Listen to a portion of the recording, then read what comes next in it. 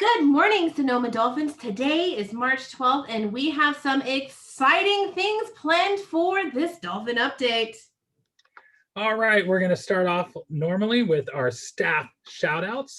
This one goes to Mrs. Franco, first grade teacher. She's always calm and professional, puts her students first. She tutors first and second graders in the RISE program to help them get to grade level. She's always positive and supportive of her coworkers. We love Mrs. Franco. She's awesome. And this next shout out goes to Mrs. Weltner, the awesome, incredible kindergarten teacher. We want to say thank you, Mrs. Weltner, for always being a team player. If we're ever short a person for a meeting, she is our person, and she is right there. She steps in all the time. If her partner teacher is out, she is right there helping the sub get logged in and even offering to teach the students if necessary. Her contributions to ensuring our students receive high levels of learning have not gone unnoticed. She has a student-first attitude and is an incredibly loving and supportive team member. Mrs. Weltner is a dynamic dolphin. And speaking of other dynamic dolphins, we have some students that we would like to give a shout out to. First off, Maverick D, who earned 20 AR points in trimester 2 alone. Way to go. That's awesome. So this next one is going to go out to a couple of students for being awesome second graders and going above and beyond and honoring Dr. Seuss in reading. They baked birthday cakes and cupcakes for Dr. Seuss and then shared them with their families. These students love a challenge and they are all outstanding scholars. Those students are Kyle M., Harper L., Adriana C., Camilla C., and Isley T. Good job, guys. And so time for some jokes. And we have our frequent contributor, Jackson, with one today. Why didn't the orange win the race? Why didn't the orange win the race? I don't know, Mr. Willett. He ran out of juice. Orange juice, I love it. All right, so this next one has been touted as a dad joke from Rebecca C. She sent this in. She said she has a funny dad joke for us. So let's do it. Where do you learn to make sundaes, Mr. Willett? Sundays. And learn? I don't know. Sunday school. Mr. Parker would be proud of that dad joke. That is definitely a dad joke. Sunday school. Okay. So, talking about school culture, we have a lot of fun things planned for the rest of this month. Don't forget that March 16th is Dress Up Like Your Role Model Day. So students and staff are encouraged to dress up like a superhero, a mathematician, astronaut, anyone that you view as a role model. Can't wait to see what you dress up as. March 16th. Now let's talk about March 17th. One day later, we are going to be having the Golden Bough virtual concert for Sonoma. We were selected to participate by the Shirley Butler Endowment for Music Arts online music assembly program. That is a very long name, by the way. The local Golden Bough Celtic music trio will be providing a virtual concert for our Sonoma Dolphins on March 17th, which is also St. Patrick's Day. More details regarding times and access to follow. And hopefully you've been tracking our Stanislaus County Library offerings. There's a lot of cool reading incentive programs. One of them that I'd like to just remind you about is for 4th and 6th graders, 4th, 5th, and 6th graders.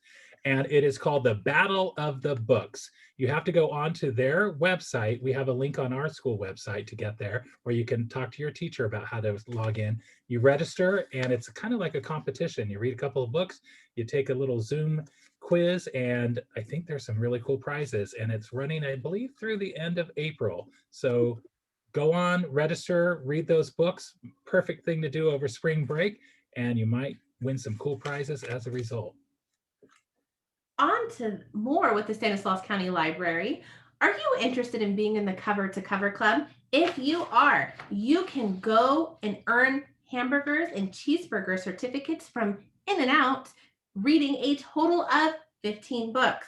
You can visit the Stanislaus Library County website at stanislauslibrary.org to learn more information. And the cool thing about that Cover to Cover Club is it is open to all Sonoma students, TK through 6th grade. Okay. So, wait a minute. So didn't they say it was if you read 15 books, you can earn some in and out stuff? Yeah, it's like 15 books, and I think you can earn up to 3 hamburgers or 3 cheeseburgers. So I pretty think Maverick could read 15 books. easily. Yeah. All right. So a lot of cool things that are planned, and we just heard about the Golden Bough Assembly, and there's another virtual assembly that's coming when we get back from spring break on March 31st. And it's going to be a virtual assembly put on by the Ned Show. We're going to be learning about having a positive mindset, and we're also going to learn some cool yo-yo tricks. So some of you upper graders, you might have remembered several years ago, probably about 4 or 5 years ago, we had the Ned yo-yo assembly. Same thing coming back, but this time virtually with some cool new tricks. And the awesome thing is everyone that participates in that virtual assembly that afternoon will get their very own yo-yo for free. Awesome. And students, don't forget that next Thursday, we are going to be honoring Alabama University for College and Career Awareness. What those colors are, you're going to have to look it up. Yeah, we need to Google that. I was curious. I don't know what the mascot is for Alabama. So we've got some learning to do between now and then. Oh my gosh, Mr. Willett, there's somebody in the lobby. Oh, cool. A surprise guest. I can't wait. A guest? Are you guys ready? Let's take a second. Who do you think it is? Share a guess with the person next to you. All right, we're about to find out who this guest is.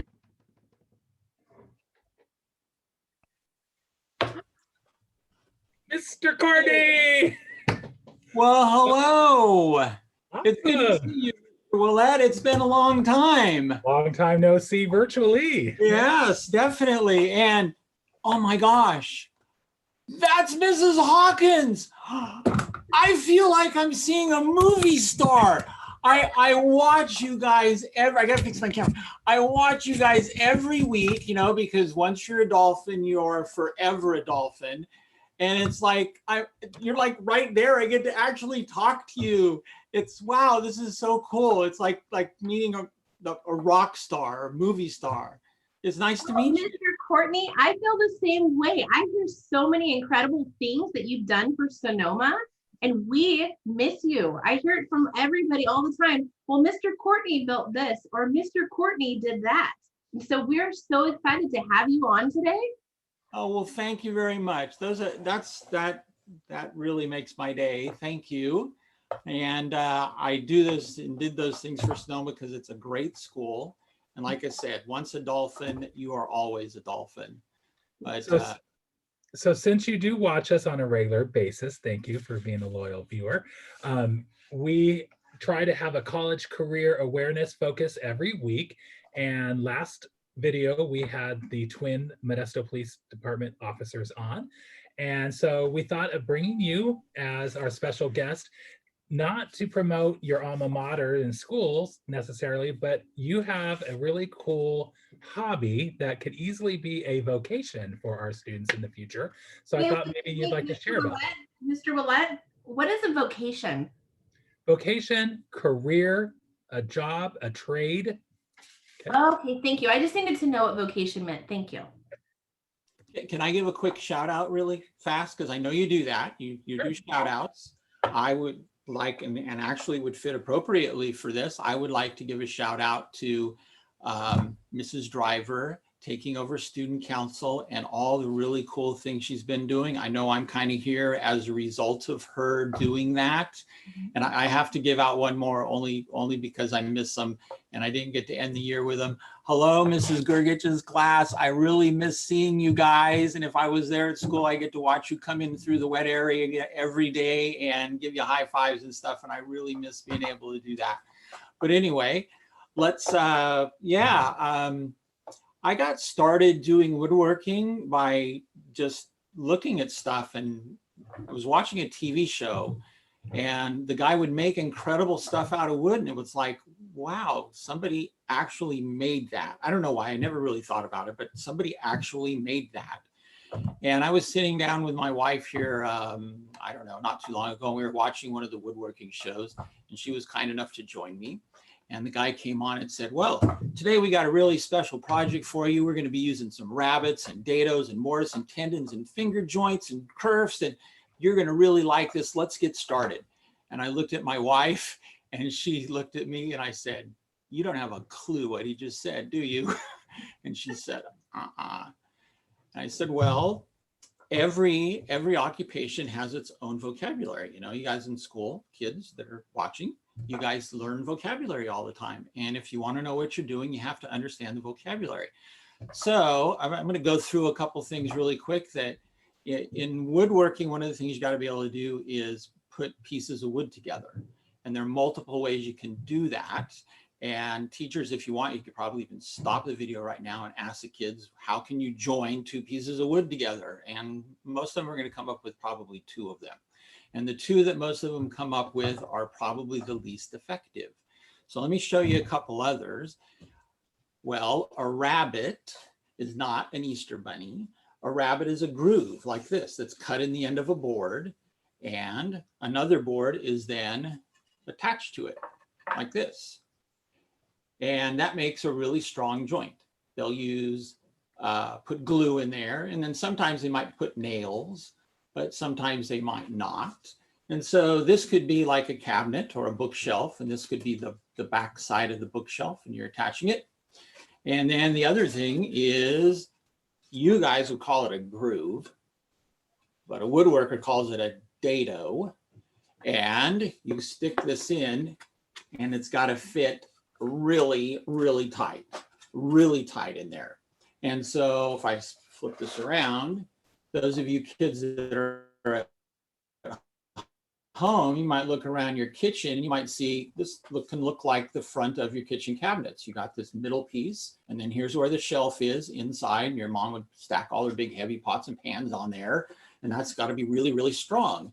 And it was a lot stronger than just using nails. Okay. And then this, the math that goes into this, that has to be cut perfectly, right down to the nearest 32nd of an inch. So if you're like in first or second grade, that's like taking an inch and dividing it into 32 tiny, tiny parts. And if you get any bigger than that, then this goes in there and it gets all wobbly.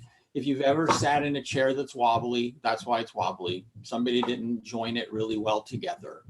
And then the last type of joint is the best. Hey, Mr. Courtney, Yeah.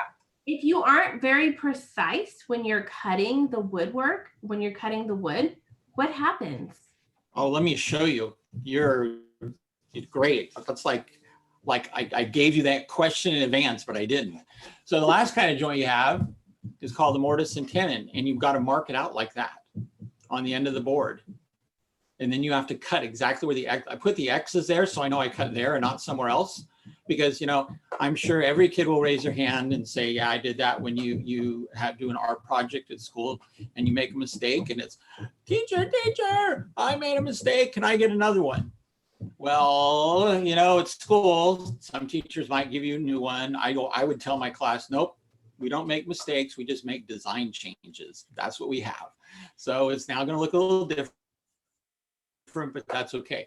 So I don't want to make a mistake here, because if you make a mistake, you know, you can't put the wood back. You end up having to go and buying another piece. So you got to measure it really carefully and cut it out very carefully. Are you saying then, that's an expensive mistake, Mr. Courtney? Say it again. Are you saying that that's an expensive mistake to make? If you yeah, you go walking through the Home Depot and you find a board that is $7, $8, $9 that because you made one tiny little error. But then I've got this, which is measured very carefully and cut very carefully, and it fits inside here really tight. And that is the best kind of joint you can get. And if I was to glue this also, I could bang this on a table, I could bang it on the cement, and it won't come apart here. It'll break at the wood before that will come apart. And you asked me about being, I haven't forgotten your question, Mrs. Hawkins. If you're not careful, I didn't do this one right on purpose. And this is what happens. Well, it doesn't line up too well. And if you look at it from this direction, you can see it doesn't line up well at all. That wouldn't make a very good, front for your kitchen cabinets. And it gets even a little worse when I do it this way. So it just doesn't line up well. Mr. Courtney, I have another question. So what kind of jobs can you do with woodworking skills? What kind of career can you make out of this? Well, if you're at school, you can look at all the cabinets around your room. Those were all made by woodworkers. Okay. Your cabinets in your kitchen are all made by workers. If you could punch a hole, don't do this, but if you could punch a hole in your wall, you would find all kinds of wood inside that parts of the wall are attached to. You can make really nice benches for people. You can make dolphins. Aww. Has one. And this is what I call a prototype. So when I want to make something, a lot of times I'll make prototypes. Prototype's fancy word for a sample. Okay, I'll practice one. And so I made this because one of the things I did at Sonoma was I was kind of looking around for what are some things the school could use. And so I saw, I'm not going to mention the other school because they're nearby and they're kind of a rival, but another school had a big old giant wooden picture out front of their school mascot. And I thought, wow, Sonoma needs something like that. So with the previous principal that was at school, we sat down and we came up with this idea for a big old giant display. So I always start with a drawing of some sort. But first, I sit and I look at where I want to draw something or put something and think, what would look good up there? And at school, you teachers, you might ask your class if any of the kids would recognize what this is. This is the drawing that I drew first. And it says across the top there, home of the Dolphins. And that's the big dolphin sign right as you walk in the front of the school. So I did all the woodworking for that. And I have to give credit also because I'm not really good with art and painting, but I'm great with wood. Mrs. Basie made them all nice and pretty. She painted them all. And so I did that a few years ago. But the first thing I did at Sonoma was, that's the front of our corner of our school where all the traffic patrol kids stand, right?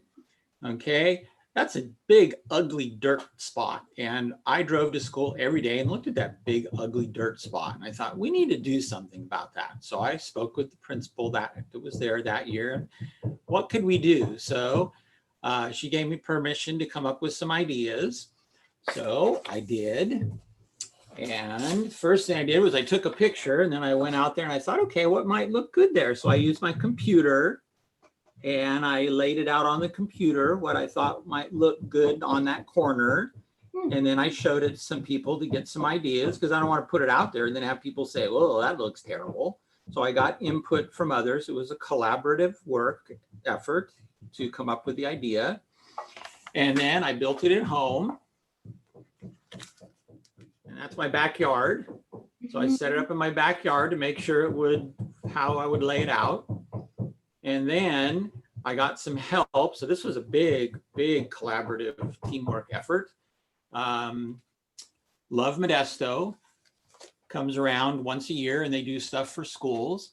And so I finished this not too long before they came. And so some of the Love Modesto people came out and helped me dig holes and get it mounted out there. And then the next big thing, which was really nice, because as I'm watching it year after year after year, you know, the paint was getting old, and well, the Love Modesto people came back and they painted it, and so it's got a nice paint. And I know it's out there, and kids sit on it, which is fine. That's okay, you know, waiting on the corner. So I just looked for things that, you know, where I saw a need, and we could have paid somebody to do that. You know, I could have told the school, sure, I'll build something like that and you're going to pay me. No, I do it because it's my hobby and I just like giving back, and I enjoy being able to finish something. And when it's done, step back and say, wow, I like that. It gives you a sense of accomplishment. You don't have to go to college to do woodworking. You just have to get some general ideas, and on YouTube you can find all kinds of things. I watch a couple of woodworking TV shows, This Old House and Ask This Old House, and the original one was New Yankee Workshop, which was a guy, you know, would take wood and make amazing furniture out of it. And I thought I could probably do that if I wanted to. So when you get into high school, you could probably talk to one of the teachers. A lot of the schools here have wood shop programs. And if not, you can find somebody, maybe one of your neighbors does something like this, builds homes for a living. And when you get a little older, you might talk to him and say, hey, I think I might like doing this. Could you show me? Could I come and work with you? We're having some work done at my house today. If you hear banging and scraping, the guy who's doing it is in his 40s, and he's got a young guy with him who's helping him. He's learning how to basically build showers. And so that's the process. You don't have to go to college. That you were all into this woodworking a long time ago, because my husband has been building these butcher block countertops for 2 years. 2 years. I need my counters, Mr. Courtney. I might have to ask you some questions later about that. But we want to thank you for coming today and for telling us all about woodworking. I think it is incredible, the contributions that you've made to the school just because of your hobby. But we do know that cabinet makers and wood makers, it is a skill set. It's a highly coveted skill set that could potentially make a lot of money. So that is so cool that you do that. Well, So thank you very much. Yeah. So Sonoma Dolphins, Mr. Courtney mentioned it. You can do that in high school. You can take a wood shop class as an elective. And some of the high schools actually have a lot more of a specific program for that. So just know that that's something to look forward to. And maybe, Mr. Courtney, we can commission you to help us replace how we lost one of our signs when we got the new front parking lot, and it never got replaced over by our pool and the flagpole. So maybe we can have you help us out and get a really cool sign, maybe get a Dolphin logo, and maybe even some of our students could help, just like Love Modesto did with the installation project. It could be a group effort of Sonoma Dolphins working together. So That would be really cool. Or maybe the kids could come up with a design. Maybe you have a contest for a design. I don't know. Throw those ideas out there and come up. Yeah, once a teacher, always a teacher. You're thinking about all the ways to keep students motivated and engaged. Thank you. Thank you. I appreciate you asking me to come. All right, Sonoma Dolphins, it's that time of our meeting. Don't forget that Sonoma rocks. Thank you, Mr. Courtney. Bye-bye. Have a great weekend, everybody.